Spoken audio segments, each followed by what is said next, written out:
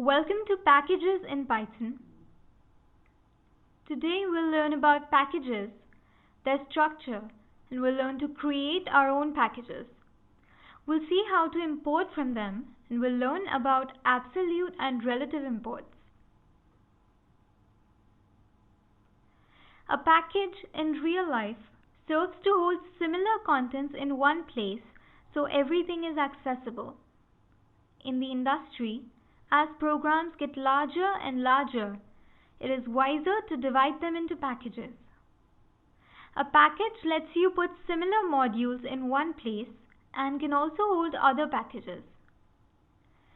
It also helps prevent name collisions since it uses its own private symbol table. So this is what a package looks like. It's a directory with the init.py file, which may contain initialization code or may be empty. Consider this hierarchy. Game is a package. This has the init.py file and the subpackages sound, image, and level. Sound has the init.py file and the modules load, play, and pause. And so on.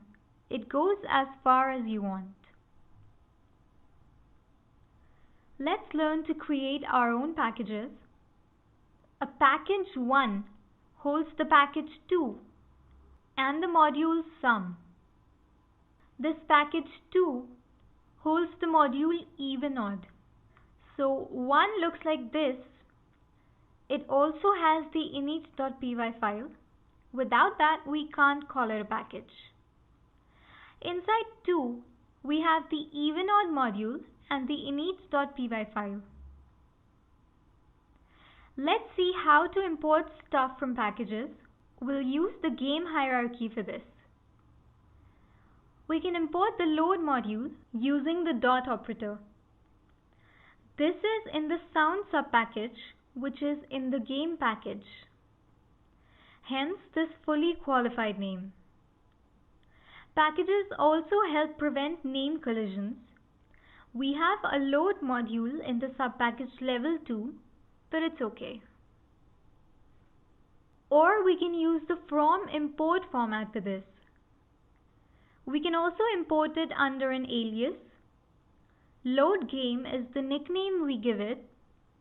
It now responds to both load and load game.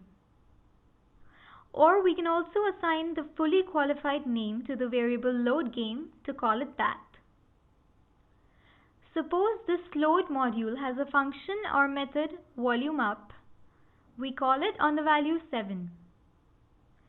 We can also import it under an alias and then use the nickname to call this function. The asterisk wildcard lets us import everything from a package, but this does not import subpackages. It does import the sum function. Let's import the check function from the even-odd module.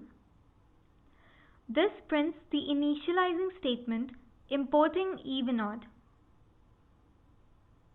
Imports can be of two kinds, absolute and relative. We have seen absolute imports so far. For relative imports, we use the dot syntax to access resources relative to the current location. For such imports, the current location and the location of the module to be imported matter. This is the hierarchy we'll use to demonstrate this. This is what even-odd holds. A single dot specifies that the module is in the current directory. From within even-odd, we import hello. From .3.hello, which means 3 is in the current directory, and in that is hello, from which we need to import the function hello, and then we make a call to it. This one is an absolute import. It prints importing even-odd and hello. And like we used a single dot for 3 because it was in the current directory, we'll use 2 dots for something in the parent directory, 3 for something in the grandparent directory, and so on. Here, sum package is the parent of the current directory, and from it we import function 10. So that's what a package looks like, and that's how we import it.